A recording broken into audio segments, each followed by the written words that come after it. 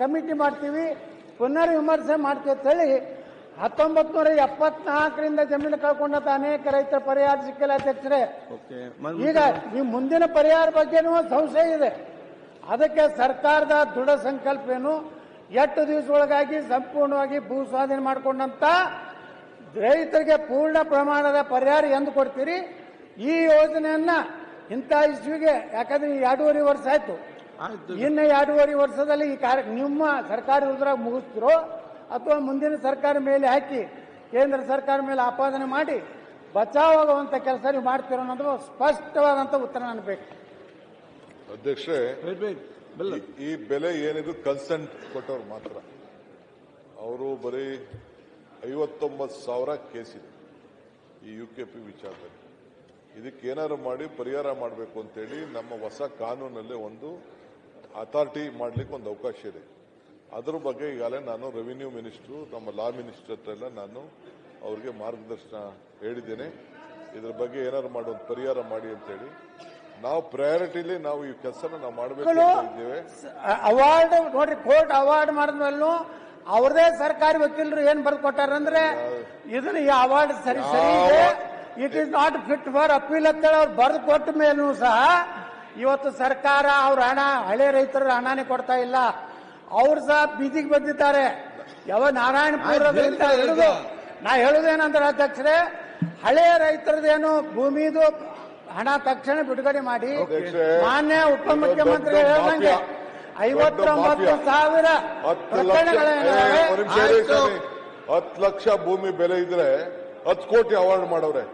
ಹಂಗಂತ ಅನ್ಬಿಟ್ಟು ನಮ್ಮ ಆಫೀಸರ್ಸು, ನಮ್ಮ ವಕೀಲರು ಯಾವನ ಅಡ್ಜಸ್ಟ್ಮೆಂಟ್ ಮಾಡ್ಕೊಬಿಟ್ಟು ಅಂತ ಅನ್ಬಿಟ್ಟು ನಾನು ಕೊಡಕ್ಕಂತೂ ತಯಾರಿಲ್ಲ. ಇದು ಸಾಧ್ಯ ಇಲ್ಲ, ಯಾವ ಸರ್ಕಾರ ಕೊಡಕ್ಕೂ ಸಾಧ್ಯ ಇಲ್ಲ.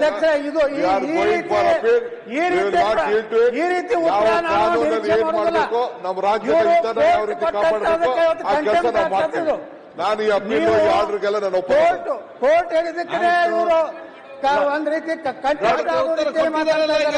ಇದಕ್ಕೆ ಯಾವ ನ್ಯಾಯಾಲಯದ ಆದೇಶವನ್ನು ಸಹ ಇವತ್ತು ಪರಿಗಣಿಸದೆ ಇಂಥ ಸದನ ಸಮಿತಿ ಸದನದಲ್ಲಿ ಈ ರೀತಿ ಉತ್ತರ ಕೊಟ್ಟು ರೈತರಿಗೆ ಸಿಗಬೇಕಾದಂತ ನ್ಯಾಯ ಕೊಡ್ತಾ ಇಲ್ಲ ಅಧ್ಯಕ್ಷರೇ.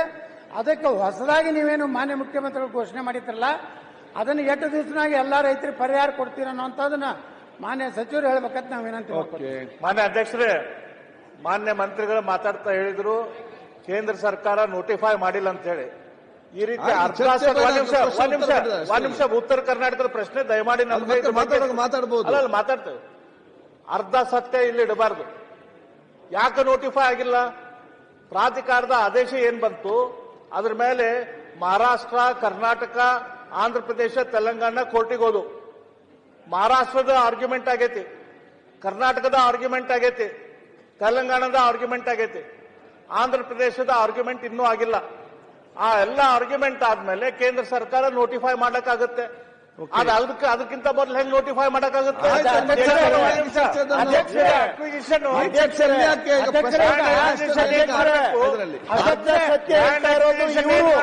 ಅರ್ಧ ಸತ್ಯ ಹೇಳ್ತಾರೆ. ಆದ್ರೆ ಕೋರ್ಟ್ ಎಲ್ಲೂ ಕೂಡ ಅಧಿಸೂಚನೆ ಹೊರಡಿಸಬೇಡಿ ಅಂತ ಎಲ್ಲೂ ಹೇಳಿಲ್ಲ. ಸ್ಟಾಟಸ್ ಕೋ ಕೊಟ್ಟಿಲ್ಲ, ಸ್ಟೇ ಕೊಟ್ಟಿಲ್ಲ. ಅಧಿಸೂಚನೆ ಹೊರಡಿಸಲಿಕ್ಕೆ, ಗೆಜೆಟ್ ಮಾಡಲಿಕ್ಕೆ, ನೋಟಿಫೈ ಮಾಡಲಿಕ್ಕೆ ಯಾವುದು ನಿಬಂಧನೆ ಇಲ್ಲ. ಆರ್ಗ್ಯುಮೆಂಟ್ ಮಾಡಿದೆ argument. However the award can be is fit to be notified.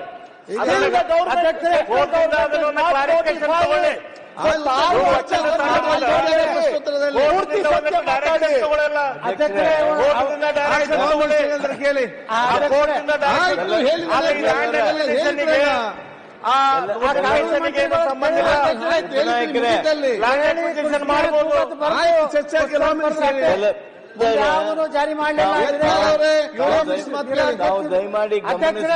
ನನ್ನ ಮಾತು ನೋಡಿ ಅಧ್ಯಕ್ಷ, ಅಂದ್ರೆ ಇವತ್ತೇನು ಮಾನ್ಯ ಉಪಮುಖ್ಯಮಂತ್ರಿಗಳು ಹೈಕೋರ್ಟು ಕೋರ್ಟುಗಳು ಕೊಟ್ಟಂತದನ್ನ ಒಪ್ಪುವುದಿಲ್ಲ, 10 ಲಕ್ಷಕ್ಕೆ 10 ಕೋಟಿ ರೂಪಾಯಿ ಮಾಡ್ಯಾರ ಅಂತೇಳಿ ಇವತ್ತು ನ್ಯಾಯಾಂಗದ ಬಗ್ಗೆ, ನಮ್ಮ ರೈತರ ಬಗ್ಗೆ ಅಪಮಾನಕಾರಿಯಾಗಿ ಮಾತಾಡಿದ್ದಕ್ಕೆ ನಾನು ಇದನ್ನು ಖಂಡಿಸುತ್ತಾ ಸಭಾತ್ಯಾಗ ಮಾಡ್ತೇನೆ. ಸನ್ಮಾನ್ಯ ಅಶೋಕ್ ಕುಮಾರ್ ರೈ, ಮಾನ್ಯ ಉಪನಾಯಕರು ಬೆಲ್ಲದವರು ಆ ನೋಟಿಫಿಕೇಶನ್ ಆಗದೆ ಇರೋದಕ್ಕೆ ನೀವೇನೇನೋ ಸಬೂಬು ಕೊಟ್ರಿ. ಕೋರ್ಟ್ನಲ್ಲಿದೆ, ಆರ್ಗ್ಯುಮೆಂಟ್ ಆಗ್ಯಾವು.